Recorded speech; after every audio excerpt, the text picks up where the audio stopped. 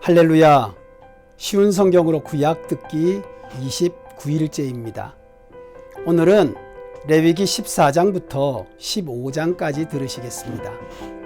레위기 14장은 위험한 피부병에서 깨끗해지는 1차, 2차 정결 예식과 가난한 자들을 배려한 정결 예물 규례, 그리고 집에 푸른 곰팡이와 붉은 곰팡이가 생겼을 때의 정결 규례입니다. 하나님은 가나안에 정착한 이스라엘 백성의 주거 환경의 정결과 위생을 지키고 전염병의 감염과 전파를 예방하기 위해 세밀한 율법을 제정하셔서 백성들을 보호하십니다. 레위기가 어렵다 하지 마시고 과학적인 현대의 코로나 예방법인 마스크와 손 씻기, 개인 위생, 사회적 거리 두기, 환자 격리와 비교하면서 들어보시면 하나님의 법과 규례가 창살과 족쇄가 아니라 사실은 세밀하게 지키시고 보호하시는 울타리라는 사실을 깨닫게 될 것입니다. 15장은 남자가 고름을 흘리는 병이 있을 때와 여자가 월경과 유출병에 대해 가르치십니다. 여인의 월경은 자연스러운 생리현상인데 하나님은 월경 중인 여인이 부정하다고 하십니다. 부정하다, 더럽다라는 표현을 써서 여권이 보장되지 않던 고대 여성에게 합법적인 생리휴가를 보장하신 것입니다. 또한 생리 중인 여인과 성생활도 부정하다고 금하셨습니다. 이 역시 아내를 성적 대상으로만 여기고 배려하는 마음 없이 자기 욕구만 만족시키는 남편에 대한 하나님의 통제입니다. 쉬운 성경은 피를 흘린다고 번역했는데 개역개정은 유출병이라고 합니다. 오늘은 유출병에 대해 말씀드리려고 합니다. 15장에서 하나님께서 강조하시는 유출병 규례의 요점과 목적은 이스라엘 백성이 더러움과 부정에서 떠나게 하는 데 있습니다. 유출병의 정결의식은 죄에서 정결케 됨을 뜻하고 하나님이 거하시는 장막을 더럽히지 말라는 의도입니다. 첫째, 유출병은 인간의 숨은 죄악성을 상징합니다. 남녀의 성생활이나 남자의 유출병, 여자의 생리 등은 공공연하게 말할 수 있는 주제가 아닙니다. 그러나 인간의 실제 생활입니다.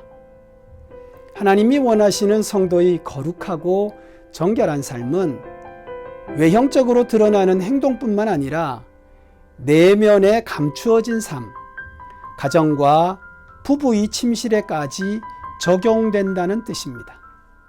사람 앞에 드러나지 않는 숨은 죄악과 불결한 삶에서부터 영적 정결을 이루어야 한다는 것입니다.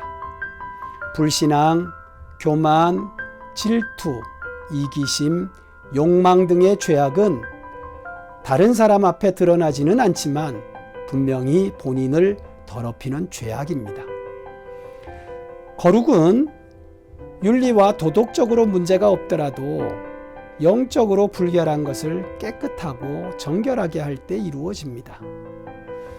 둘째, 유출병 규례는 죄인들과의 교제를 피할 것을 교훈합니다.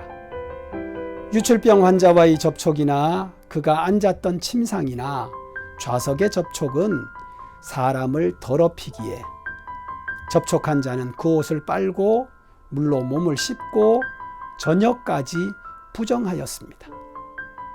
죄인과 접촉한 자는 깨끗하지 못하다는 말씀입니다. 코로나 확진자와 접촉하면 자가격리하는 것과 같습니다. 죄는 불결하고 전파력이 있다는 뜻입니다. 하나님의 말씀대로 살기는 힘들고 어려운 것 같지만 생명을 줍니다. 이스라엘 백성은 죽지 않으려면 부정한 것을 멀리 하라는 것입니다. 셋째로 부정한 자는 반드시 정결함을 얻어야 합니다. 유출이 있는 자는 부정하기에 정결함을 얻어야 했고 유출이 있는 자와 접촉한 자도 부정하기에 물로 몸을 씻으라고 했습니다. 15장에만 물로 씻으라는 말씀이 15번이나 나옵니다. 가나안 땅은 물이 귀한 곳입니다. 그런데 정결 예식은 반드시 먼저 물로 씻어야 됩니다. 유출병 규례의 요점은 정결함입니다. 안에서부터 내면에 숨겨진 은밀한 죄부터 해결하는 것을 의미합니다. 사랑하는 중앙가족 여러분, 예수님께서 우리를 보혈로 깨끗하게 하시고 우리 몸을 성령이 거하시는 성전이 되게 하셨습니다. 성도는 하나님의 성전인 우리 몸을 음란과 탐욕, 죄악된 욕심으로 더럽히지 말아야 합니다. 혹 우리의 몸과 마음이 더러워지면 즉시 예수 그리스도의 보혈로 씻음을 받아야 합니다.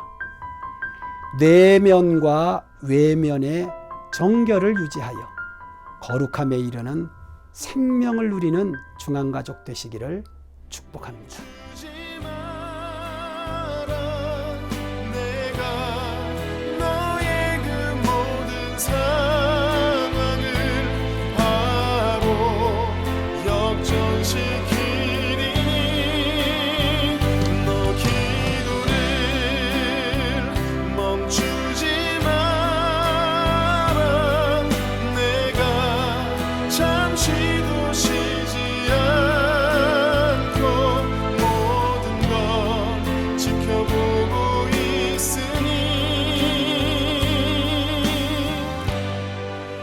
바로 역전돼